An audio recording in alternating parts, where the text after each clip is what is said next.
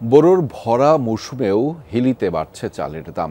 সপ্তাহের ব্যবধানে সব ধরনের চালের দাম বেড়েছে কেজিতে 4 থেকে 5 টাকা পর্যন্ত।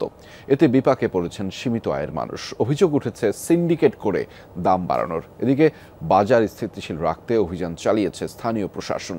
সিলগালা করা হয়েছে 3টি গুদাম। এলএমই সার্টিফাইড বিশ্বসেরা কপারে তৈরি ওয়ালটন কেবলস, যা আপনার স্থাপনাকে রাখবে সব সময় নিরাপদ। বাজারে সরবরাহের কোনো কমতি নেই, তারপরও বাড়তি সব ধরনের চালের দাম। কেজি প্রতি বেড়েছে 4 থেকে 5 টাকার মতো। সংশ্লিষ্টরা বলছেন, ঈদের আগে প্রতিমণ কাঁচা ধান 1100 থেকে 1200 টাকায় বিক্রি হলেও এখন শুকনো ধান বিক্রি হচ্ছে 1400 থেকে 1600 টাকা দরে। দোকানীদের অভিযোগ, ধানের দাম বাড়ার অজুহাতে মিল মালিকরা সিন্ডিকেট করে দাম বাড়িয়ে দিচ্ছে।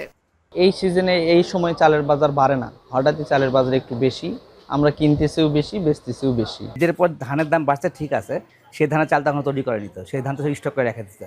তাহলে এইভাবে যদি বাজার বাড়ে তাহলে নিম্নবিত্ত মানুষরা কি করবে? মিলাররা বলতেছে ধানের দাম আগের তুলনায় অনেক বেশি দাম আমাদের কিনতে হচ্ছে, সেই জন্যই দেখা যাচ্ছে চালটা একটু বাড়তি দাম পড়ে যাচ্ছে। মোটা জাতের স্বর্ণা চাল 52 টাকা থেকে বেড়ে এখন বিক্রি হচ্ছে 56 টাকা। আটাশ চাল 56 থেকে বেড়ে 58 টাকা। চিকন জাতের মিনিকেট চাল 66 থেকে বেড়ে 72 টাকা। ভরা মৌসুমেও চালের এই বাড়তি দরে বিপাকে পড়েছেন নিম্ন আয়ের সাধারণ মানুষেরা। 54 টাকা তো কেনার মতন আমাদের সমর্থন নাই, 50 টাকা করে চাল, এটাই কোনো কেনার মতন সমর্থন হচ্ছে না। 5 কেজি চাল নিলাম এখানে 20-30 টাকা বেশি, ইনকাম তো অত হচ্ছে না। এর আগে চাল নিয়ে গেলাম 70 টাকা, আজকে আসে 72 টাকা। এভাবে চালের দাম বাড়লে তো আমাদের ক্ষতি। বুধবার উপজেলা খাদ্য নিয়ন্ত্রককে সাথে নিয়ে স্থানীয় গুদামে অভিযান চালিয়েছে স্থানীয় প্রশাসন। এ সময় মেয়াদ উত্তীর্ণ আমদানিকৃত চাল, মসুর ডাল এবং ধান মজুদের দায়ে 3টি গুদাম সিলগালা করা হয়। ভবিষ্যতে এসব অভিযান অব্যাহত থাকবে বলে জানিয়েছে প্রশাসন।